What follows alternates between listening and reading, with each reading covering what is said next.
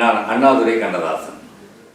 இன்றைக்கு ஒரு அற்புதமான மனிதரை பற்றி நாம் பார்க்க போகிறோம்.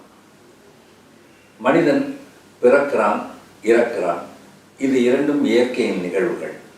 ஆனால் இந்த பிறப்பும் இறப்பும் அவனுக்கு ரகசியமாக வைக்கப்பட்டிருக்கிறது. இந்த பிறப்புக்கும் இறப்புக்கும் இடையே அவன் வாழ்கின்ற வாழ்க்கை தான் அவனை பற்றி பேச வைக்கிறது. அது பல பேருக்கு வாய்ப்பதில்லை. வாய்த்த ஒரு சிலரிலே ஒருவரைத்தான் இன்றைக்கு நாம் பார்க்க போகிறோம்.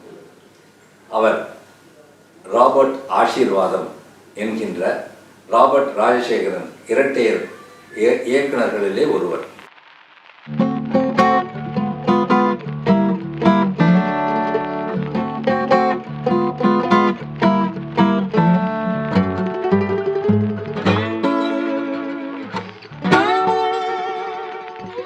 ஒரு அற்புதமான மனிதர். அவர் வாழ்ந்த வாழ்க்கை, அவருடைய குணாதிசயங்களை பற்றி நானும் சொல்ல, அவருடன் பழகியவர்கள், அவருடன் படித்தவர்கள் எல்லாரும் சொல்வார்கள்.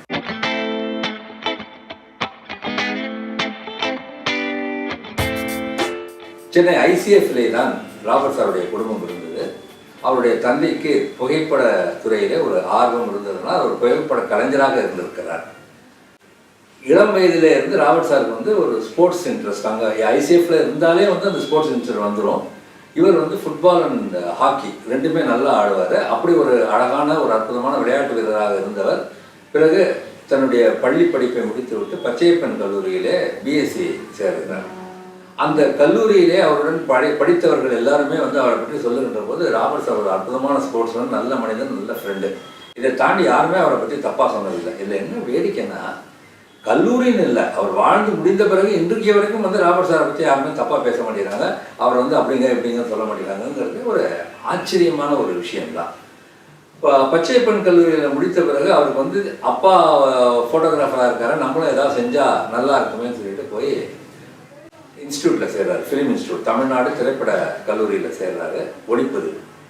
ஒளிப்பதிவு படித்து முடித்த உடனே அவர் இயற்கையிலே வந்து ஆங்கிலம் நல்லா பேசக்கூடியவர், தமிழ் நல்லா பேசக்கூடியவர்ங்கிறதுனால கல்லூரியில் என்ன சொல்கிறார், நீ இங்கேயே வேலைக்கு சேர்ந்துடு, நீ வந்து நல்லா பேசுகிற, நீ லெக்சர்ஸ் எல்லாம் நல்லா இருக்கும்னு சொல்லி அவரை வந்து காலேஜில் ப்ரொஃபஸராக சேர்த்துக்கிறாங்க. எந்த கல்லூரியில் படித்தாரோ அந்த கல்லூரியில் அவர் பேராசிரியராக வேலை பார்க்கிறார்.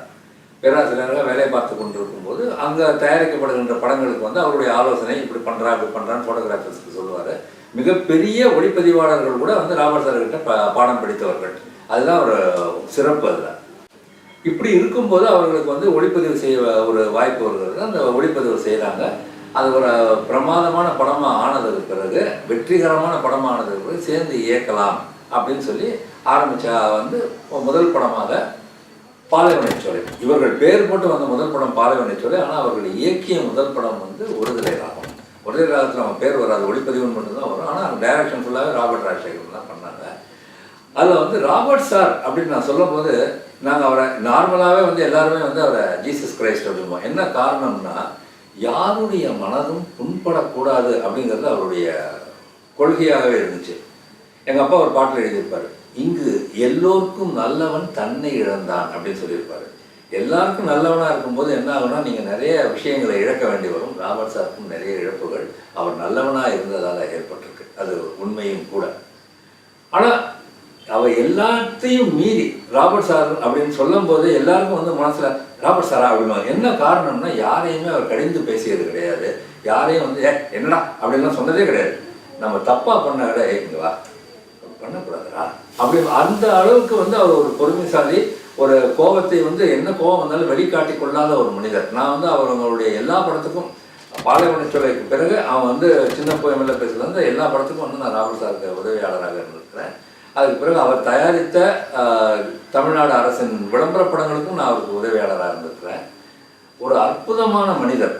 அந்த மனிதரை பற்றி சொல்லுகின்ற போதெல்லாம் வந்து நமக்கு என்ன தோணுன்னா, நாம் விட்டு சென்ற காலடி சுவடுகள் இருக்கு இல்லையா, அந்த காலடி சுவடுகளை வந்து மற்றவர்கள் பின்பற்றக்கூடிய காலடி சுவடுகளாக இருக்க வேண்டும். எல்லாரும் தான் இருக்கோம், ஆனால் இந்த பாதையில் போகலாம் அப்படிங்கிற மாதிரியான காலடி சுவடுகளை தான் ராபர்ட் சார் விட்டு போயிருக்காரு. இன்றைக்கும் வந்து நான் ராபர்ட் சாரை நினச்சிக்கிறதுக்கு காரணமே அதே தான். இன்னொன்று, ஒரு குடும்பம் வந்து எப்படி இருக்கணும்னாக்கா அவருடைய குடும்பத்தை பார்த்தா தான் தெரியும். மிகப்பெரிய குடும்பம், அண்ணன் தம்பி சகோதர சகோதரிகள் அவ்வளோ கூட்டம்.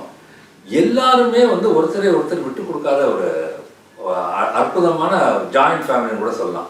அண்ணன்கள் யாருமே வந்து அவன் ராபர்ட்டு அப்படி தான் பேசுவான் பாருங்க, அப்படி இல்லை அப்படிம்பார் அண்ணன்.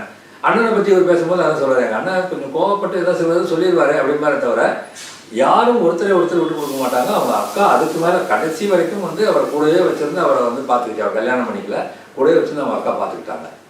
அவர் தான் அப்படியே அவருடைய அண்ணன் தம்பிகள்லாம் அப்படின்னா அவங்க குடும்பம் குழந்தைகள் எல்லாம் வந்து இன்றைக்கு வரைக்கும் வந்து அப்படி தான் இருக்காங்க. எல்லாருமே ஒரு அழகான குடும்பம். இதுதாங்க ஒரு வளர்ப்பு அப்படின்னு சொல்கிறதுக்கு இது ஒரு முக்கியமான ஒரு காரணம். ராபர்ட் சாருடைய அந்த குடும்பத்தை பார்த்தாலே தெரியும் அவங்க எப்படி வளர்ந்துருக்காங்கன்ட்டு. அதனுடைய பிரதிபலிப்பு தான் வந்து ராபர்ட் சாருங்கிற ஒரு ஒளிப்பதிவாளர் இவ்வளவு தூரம் பேசப்படுகின்ற ஒரு மனிதராக இருக்கிறார். எனக்கும் ராபர்ட் சாருக்கும் ஒரு அறிமுகம் அப்படிங்கிறது வந்து சின்ன பூவை மேலே பேசு படத்தில் நடந்தது தான். சின்ன பூவை மேலே பேசு படத்தின் தயாரிப்பாளர் வந்து திரு எஸ்கே ராஜகோபால் அவர்கள்.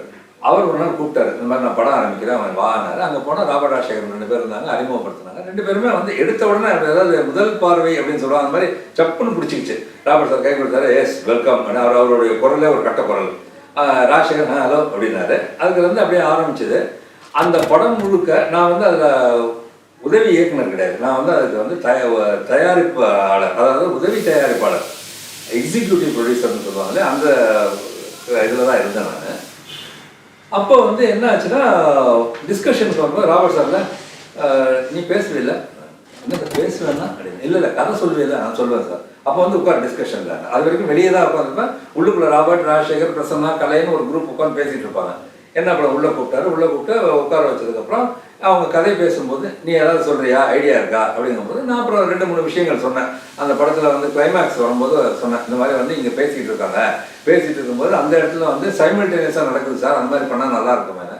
நல்லா இருக்கேன் அப்படின்னாரு ராபர்ட் சார். அப்புறம் அந்த இதாச்சு. அப்புறம் ஊட்டிக்கு போனோம். ஊட்டியிலேருந்து எங்கே போனாலும் ராபர்ட் சாரை வந்து நம்ம ஏதாவது ஒரு விஷயத்தை சொல்லணும்னா எஸ்கே வந்து என்ன சொல்லுவார்னா, நீ ராபர்ட் கிட்ட சொல்லிடு, ராஜசேகர் சொல்லாதவர். என்ன காரணம்னா ராஜசேகர் சார் வந்து உடனே பஸ்ட் அவுட் ஆகிடுவார், பிடிக்கலன்னா உடனே கத்திடுவார். ஆனால் ராபர்ட் சார் வந்து நம்ம சொன்ன உடனே அப்படியே இது பண்ணுவார், இது சரியாக வருமானம் தெரியல, நான் அவங்ககிட்ட பேசுகிறேன் அப்படிம்பாரு. சரியாக இருந்துச்சுன்னா ராபர்ட் சார் வந்து ராஜசேகரை கன்வின்ஸ் பண்ணிக்குவார், சரியாக இல்லைன்னா இல்லை வேறு எதாவது பண்ணிக்கலாம் அப்படின்றார். அந்த மாதிரியான ஒரு கேரக்டரு. என்னை அவர்கள் வந்து ஒரு உதவியாளராக ட்ரீட்டே பண்ணல. அந்த படம் முடியும் போது என்னை வந்து டப்பிங் பார்த்துக்க சொன்னாங்க. ஃபுல்லாக டப்பிங் பார்த்தேன். அடுத்த படம் என்னை வந்து அசோசியேட் ஆகிட்டாங்க. ஆச்சரியமாக இருக்கும். முதல் படத்தில் வந்து நான் இணை தயாரிப்பாளர், 2வது படத்தில் நான் அசோசியேட்டு. அதுக்கு பிறகு ராபர்ட், ராஜசேகர் 2 பேரும் பிரிஞ்ச பிறகு நான் வந்து ராபர்ட் சாருக்கும் நான் தான் அசோசியேட்டு, ராஜசேகர் சாருக்கும் நான் தான் அசோசியேட்டாக இருந்தேன். அதெல்லாம் வந்து நிஜமாகவே ஒரு மிகப்பெரிய கொடுப்பினை. ராபர்ட், ராஜசேகரன் அப்படிங்கிற இரட்டை இயக்குநர்கள் பிரியும் போது நான் போராடி இருக்கேன் அவ்வளோ தூரம். சார் அதை வந்து சேர்ந்து பண்ணிடலாம் சார், ஒரு 5 படம் கமிட்டடு, அதெல்லாம் முடிச்சுட்டு பண்ணுவோம் சார் அப்படின்னு நான் ராபர்ட் சார் சொன்னேன். ராபர்ட் சார் சொன்னேன், நான் ஒன்றுமே சொல்லலையடா, அவன் தான் மாட்டேங்கிறான், நீ அவனை கேளு, அவன் ஓகேன்னா ஓகே அப்படின்னாரு. ராஜசேகர் ஒத்துக்கல. ராஜசேகர் மட்டும் நீங்கள் ஒத்துக்கிட்டு இருந்திருந்தாருனாக்கா இவங்களுடைய நிலைமையே வேற மாதிரி இருந்திருக்கும். 3 சில்வர் ஜூப்ளி கொடுத்துட்டு பிரிகிறாங்க. இதில் வந்து ராபர்ட் சாருடைய தவறு எதுவும் இல்லைன்னு சொல்கிறதுக்காக வரேன். மனசுக்குள் மத்தாப்புன்னு ஒரு படம் நாங்கள் வந்து ஆரம்பிக்கிறோம். இந்த மனசுக்குள் மத்தாப்பு படம் டிஸ்கஷன் போயிட்டு இருக்கு. இப்போ ராஜசேகர் எனக்கு இந்த படமே பிடிக்கல, இந்த ப்ராஜெக்டே பிடிக்கலன்ட்டு போயிட்டாரு. ராபர்ட் சார் சொன்னார், நம்ம பண்ணுவேன் பார்த்துக்குவோம் அப்படின்னு சொல்லி மலையாள படம் தாளவட்டம்ங்கிற ஒரு மலையாள படத்தை வாங்கி இதில் பாம்புற ரூம் போட்டு டெய்லி கதை இந்த மாதிரி பண்ணலாம், இந்த மாதிரி பண்ணலாம்னு சொல்லி ஃபுல் ஸ்கிரிப்ட் பண்ணிட்டோம். பண்ணி முடிச்சு பிரபு பண்ணுறாரு, எல்லாம் கன்ஃபார்ம்டு. இந்த ஒரு வாரத்தில் வந்து ஷூட்டிங்க்கு ஊட்டிக்கு கிளம்புறோம். ராஜசேகர் என்ட்ரி உள்ளே வந்தார். வந்துட்டு ஓகே இப்போ என்ன பண்ணியிருக்கீங்க அப்படின்னு. அது வரைக்கும் படத்துக்கே வரமாட்டேன்னு சொன்னவர் வந்தார். ராபர்ட் சார் பேசாமல் உட்காந்துருந்தார். அப்போ நான் ராபர்ட் சார்கிட்ட கேட்டேன், சார் என்ன சார் இவ்வளோ தான் நீங்கள் தானே பண்ணீங்க, ஃபுல்லாக நம்ம தான் உட்காந்து ஒர்க் பண்ணோம், பண்ணி முடிச்சதுக்கப்புறம் வந்து நீங்கள் இப்போ அவர் வந்துட்டாருன்னு நீங்கள் பேசாமல் இருக்கீங்களே, என்னாரு ப்ராஜெக்ட் நடக்கணும், அவன் வரமாட்டேன்னு சொன்னால் நம்ம பண்ணிக்குவோம். இப்போ அவன் வந்துட்டான், விட்டுரு அவ்வளோதானே, நான் ஃபோட்டோகிராஃபி பண்ணிக்கிறேன், அவன் டைரக்ஷன் பண்ணிக்கிறோன்னு சொல்லிட்டு அப்படி. அதாவது ஒரு ப்ராஜெக்ட் கெட்டு போகக்கூடாது அப்படிங்கிறதுல அவ்வளவு கவனமாக தனக்கு அது வந்து இழப்பை ஏற்படுத்தினாலும் பரவாயில்லை அப்படிங்கிற ஒரு கேரக்டர் தான் ராபர்ட் சார். அந்த மாதிரியான கேரக்டர்ஸை நீங்கள் வந்து சினிமாவில் பார்க்கவே முடியாது, ரொம்ப அபூர்வம். அதெல்லாம் உண்மையிலேயே வந்து ராபர்ட் சார் மாதிரியான ஒரு மனிதரை பார்ப்பதுங்கிறதே வந்து ரொம்ப அபூர்வம். அதனால தானே என்னமோ தெரியல, அவர் கூட இருந்தவங்க எல்லாருமே வந்து அவர் நினைவை இன்னும் மறக்காமல் அவருக்கு எதாவது செய்யணும் சார், ஏதாவது ஒன்று பண்ணிடணும் சார், அவருக்கா பண்ணுவோம் சார். நாங்கள் அதே மாதிரி நாங்கள் பேட்டி அப்படின்னு யாரை கேட்டாலும் ராபர்ட் சாரை பற்றி தானே சார், அவரை பற்றி பேசாமல் அப்படிங்கிற அளவுக்கு தான் எல்லாருமே இருக்காங்க. யாருமே வந்து நான் பண்ண மாட்டேன், வேலை இருக்குது அப்படின்னு யாருமே சொல்லலை. நான் வந்துடுறேன். நம்ம நாதர் ஒருத்தர ஃபோன் பண்ணப்போ நாதர் தான் சொன்னார், நான் பாம்பேயில் இருக்கிற சாரை பற்றி பேசுகிறதுனா எவ்வளோ வேணால் பேசலாம். ஏன்னா நாசர் வந்து அங்கே ஸ்டூடெண்ட்டாக இருக்கும்போது ராபர்ட் சார் அங்கே இருந்திருக்காரு இன்ஸ்டியூட்டில். அதனால் வந்து சாரை பற்றி எவ்வளோ வேணால் பேசலாம், நான் வரேன் அப்படின்னாரு. அதனால அவரையும் வந்து நாங்கள் இப்போ கேட்டிருக்கோம். அவர் வந்து ஃப்ரீ ஆனோன்னு பண்ணி கொடுக்குறேன்னு இருக்காரு. இது எதுக்கு சொல்ல வரேன்னா, நீங்கள் வந்து ஒரு மனிதன் அவன் மறைஞ்ச பிறகு அவனை பற்றி தவறான செய்திகள் தான் சினிமாவில் நிறைய உலாகும். எவ்வளோ பெரிய நடிகனாக இருந்தாலும், எவ்வளோ பெரிய இயக்குனராக இருந்தாலும், எவ்வளோ பெரிய கதாசிரியர் எழுத்தாளராக இருந்தாலும் அவருடைய தவறுகள் தான் அதிகமாக பேசப்படும். நல்ல விஷயங்கள் வந்து கம்மியாக தான் பேசப்படும். ஆனால் ராபர்ட் சார் போன்றவர்களுக்கு வந்து அது அப்படியே ரிவர்ஸு. அவருடைய நல்ல விஷயங்களை நிறைய பேசுகிறாங்க. அவங்க வந்து பண்ணியிருந்துருக்கலாம்பா அப்படின்னு சின்ன சின்ன தவறுகளை தான் வந்து இப்போ சின்னதாக தான் இருக்கும். அந்த தவறுகளும் அது வந்து குறையாக சொல்ல முடியாத அளவுக்கான சிறிய தவறுகளாக தான் இருக்கும். அதுதான் ஒரு மனிதன் வாழ்ந்த வாழ்க்கைக்கு அவர்களுக்கு கிடைத்த பரிசு அப்படின்னு நான் நினைக்கிறேன். இனி அடுத்து என்னை போல ராபர்ட் சார் கூடவே நெருங்கி பழகின பல பேரை நம்ம பேட்டி காண போகிறோம். அந்த பேட்டியில் வந்து அவருடைய உண்மையான அன்பும் அவருடைய உண்மையான மனித தன்மையும் அவங்க சொல்கிற விஷயங்கள்ல உங்களுக்கு தெரிய வரும். அதை பார்த்துட்டு அப்புறமா இறுதியாக உங்கள்கிட்ட நான் பேசுகிறேன்.